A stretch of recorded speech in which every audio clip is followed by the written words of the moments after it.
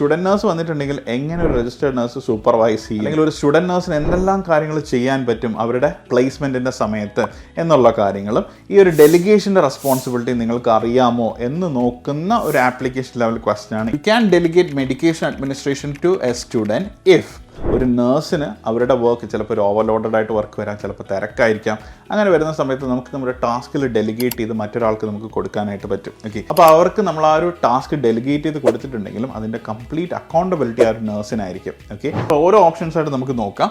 ഒന്നാമത്തെ പറയുന്നത് if the student was assessed as competent. അപ്പോൾ സ്റ്റുഡൻറ്റ് കോമ്പീറ്റൻ്റ് ആണെന്ന് അസസ് ചെയ്ത് കഴിഞ്ഞിട്ടുണ്ടെങ്കിൽ നമുക്ക് ഡെലിഗേറ്റ് ചെയ്യാൻ പറ്റും എന്നാണ് പറയുന്നത് ഫസ്റ്റ് ഓപ്ഷനിൽ. രണ്ടാമത്തെ ഓപ്ഷനിൽ പറയുകയാണ് the only under close direct supervision. നമ്മൾ ഡയറക്റ്റായിട്ട് അവരുടെ കൂടെ കംപ്ലീറ്റ് ആയിട്ട് നിന്ന് സൂപ്പർവൈസ് ചെയ്യുകയാണെന്നുണ്ടെങ്കിൽ നമുക്ക് എന്ത് ചെയ്യാം, ഡെലിഗേറ്റ് ചെയ്യാം. അതാണോ ഒരു ഡൗട്ട് ഉണ്ട് അല്ലേ?